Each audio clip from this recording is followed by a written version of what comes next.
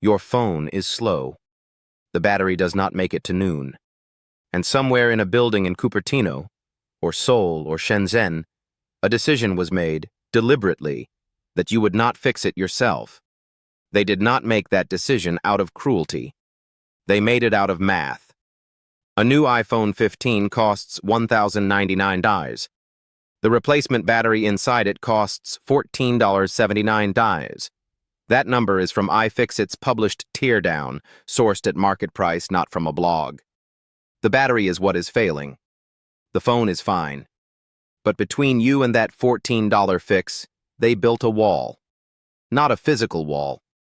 A wall made of warning messages, software locks, diagnostic pop-ups that appear the moment an unauthorized part is installed, and one very specific, very carefully cultivated feeling. The fear that if you open that phone yourself, you will destroy something irreplaceable. You will not destroy anything. What I am going to show you instead is the exact procedure, the tools, the sequence, the one real risk in this repair, and the honest caveat about when to stop and pay someone else. Stay with me, because the one real risk is not what they told you it was. The villain plus motive. The system named and explained. In September of 2017, Apple released iOS 10.2.1. Buried in the update notes, not announced at a press event, not highlighted in the release summary, was a feature they later named Performance Management. What it did, in engineering terms, was throttle the CPU speed of any iPhone whose battery had degraded below a certain threshold. They said it was to protect the battery from unexpected shutdowns during peak processing demand. That part is true. I want to be clear about that. A degraded lithium-ion cell genuinely can cause a processor to brown out under sudden load. That is real physics. The problem is not the engineering rationale. The problem is what Apple built on top of it. A battery holding 80% of its original capacity is not a defective phone. It will drain faster. It will not corrupt your data. It will not catch fire. It will not harm you or anyone around you. What Apple's update did was translate a fixable $14 hardware problem into a device that performed and felt and behaved in daily use exactly like a phone that was dying from the inside. Not because it was, because it had been told to. When developers confirmed the throttling in December 2017 using benchmark tools, processors running at 600 MHz on phones that were built to run at 2.4 GHz, Apple's initial response was silence. Then, after the Wall Street Journal published the benchmarks, a statement, an apology, a temporary reduction of the battery replacement price to $29. They did not change the underlying approach. Today, on any iPhone 13 or newer, replacing the battery outside of Apple's own service network triggers a notification that appears permanently inside your settings menu.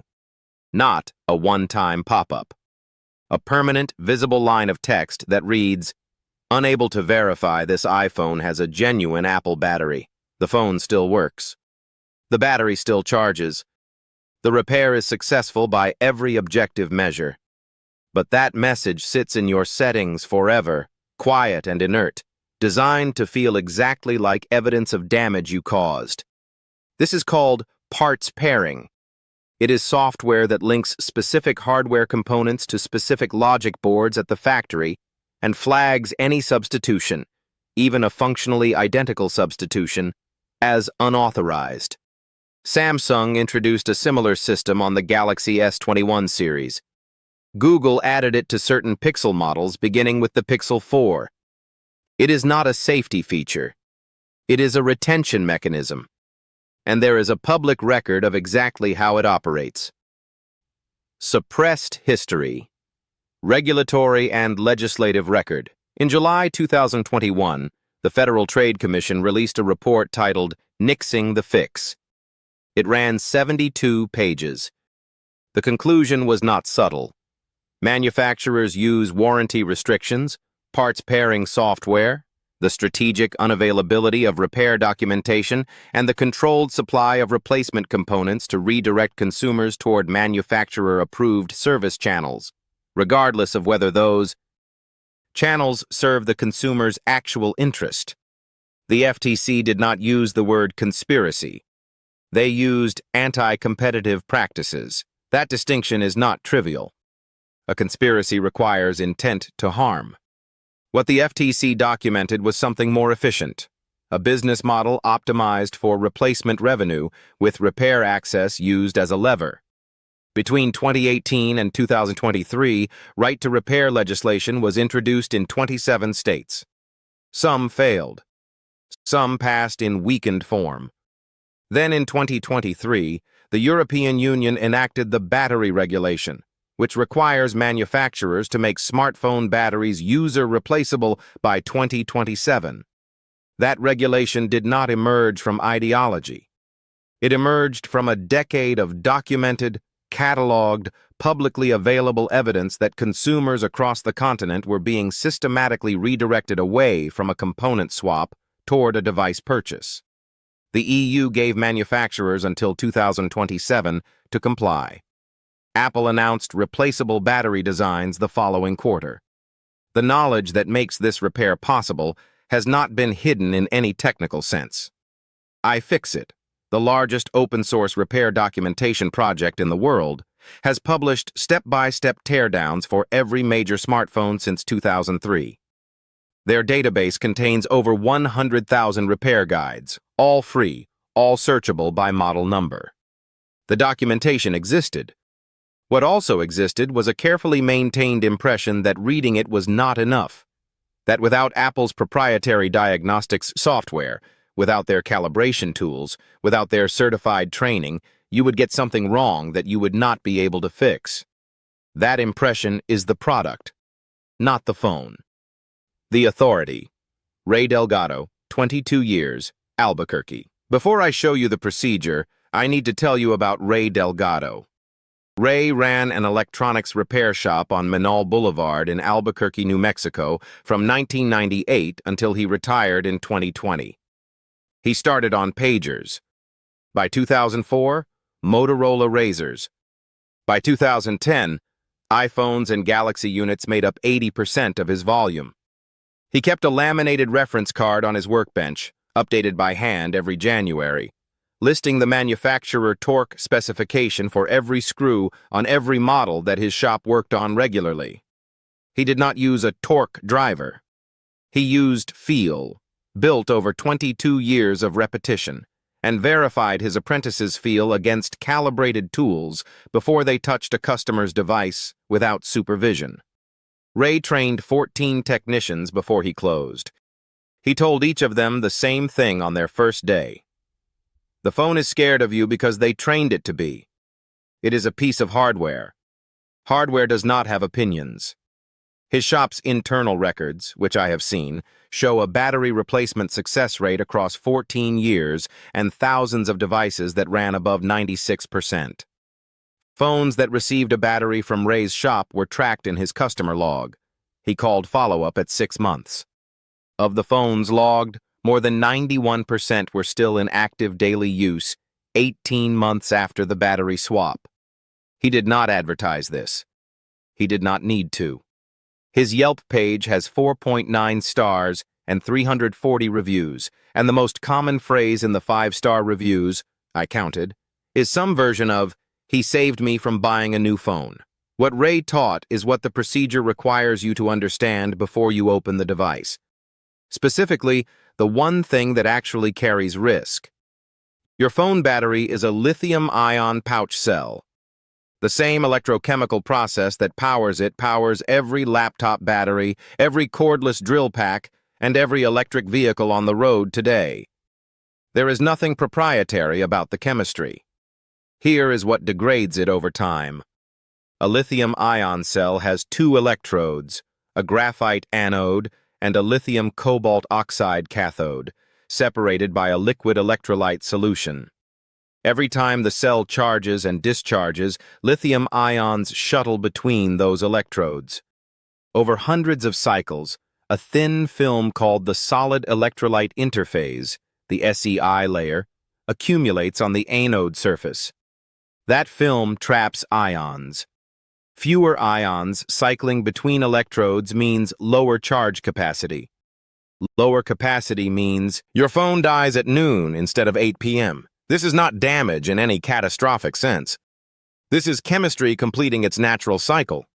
Your phone's settings menu shows you a readout called battery health, a percentage derived from a comparison between the cell's current maximum charge capacity and its rated capacity when new. Apple's own published guidance says battery service is recommended when that number falls below 80%. At 80%, the performance management throttling can activate. The CPU slows. The phone feels old. The replacement battery for an iPhone 14 sourced through iFixit costs $24.99 as of this recording. Apple's own battery service for the same model costs $99. The part is not the cost. The labor is not the cost either. This repair on a modern iPhone takes a competent first-timer approximately 25 minutes. The cost is the fear. On Android devices, Samsung Galaxy, Google Pixel, OnePlus, there is no parts pairing restriction on the battery component. The software does not know and does not care what cell is installed. Swap the battery and the device charges normally with no notification, no warning, no asterisk in the settings. Rehook. Mid-video retention, fresh wording. If you have made it this far without skipping ahead, you already understand something that most people standing in a carrier store right now are not being told. What is coming next is the exact procedure, tools, sequence, and the one failure mode that is real. The failure mode is not electric shock. It is not permanent data loss. It is a $4 tool you probably do not own yet. Stay for the next 2 minutes, because that detail is the difference between a clean repair and a ruined battery tab. The exact procedure. Precise, sequenced, with failure modes. Here is what you need before you touch the device. The battery. Buy from iFixit directly, or from a supplier who lists the cell's capacity in milliamp hours and specifies the cycle count of the replacement. Compatible battery listings without specs are counterfeit market inventory. A counterfeit lithium cell will hold a surface charge long enough to test fine in the store, then lose 30% of its capacity within 60 days. Buy a spec-listed cell. Budget $15 to $35 depending on your model. A plastic pry tool. iFixit calls it a spudger. Do not use a metal tool inside this device. Your phone battery is a soft lithium pouch, not a hard case cylinder. A metal edge pressed against that pouch will puncture it. A punctured lithium pouch cell releases heat rapidly. In a confined space, that heat can escalate. This is the one actual preventable risk in this entire repair. Remove it by using plastic only, every time. A JS07 screwdriver. Most consumer screwdrivers are Phillips. JIS, Japanese Industrial Standard, looks identical to Phillips but has a slightly different cross angle. Using a Phillips driver on a JIS screw rounds the head on the first turn. The screws inside your phone are JIS. A JIS teardown driver costs $4 and solves this entirely. A pentalobe screwdriver if you have an iPhone. Apple uses pentalobe security screws on the 2 external points at the bottom of the device. These require their own specific bit. iFixit sells the bit for $3. Without it, you are not opening the phone. A heat source. A heat gun at its lowest setting or a hairdryer. You are targeting 60 to 80 degrees Celsius on the surface of the glass. You are softening adhesive, not melting anything. Now the sequence. Power the phone off completely. Fully off. This is not optional and not a formality. If you have an iPhone, remove the 2 pentalobe screws at the bottom of the device. Apply heat to the back panel. 45 seconds with a heat gun at the lowest setting, or 90 seconds with a hairdryer moving in slow circles along the bottom and lower sides. This softens the adhesive strip that runs the perimeter of the back glass. Slide a plastic card or the flat edge of your spudger into the seam between the back glass and the aluminum frame. Start at the bottom. Work along the lower edge first, then the left and right sides. Do not start from the top. On most current models runs along the upper interior, and prying from the top risks disconnecting a flex cable you cannot see from the outside. Lift the back panel. On iPhone 12 and newer, there is no ribbon cable attached to the back panel. Lift it free. On older iPhone models and many Android devices, a ribbon cable connects the back panel to the logic board.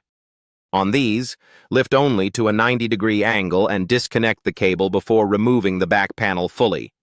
Inside, the battery occupies most of the lower half of the phone. It is held in place by two pull-tab adhesive strips, similar in concept to the adhesive tabs under a laptop battery, and, on many models, by a small metal retention bracket over the battery connector on the logic board. If a bracket is present, remove the two screws securing it. Set the bracket and its screws in a small dish, or on a piece of tape, so they do not migrate. These are the smallest screws in the assembly and the most frequently lost.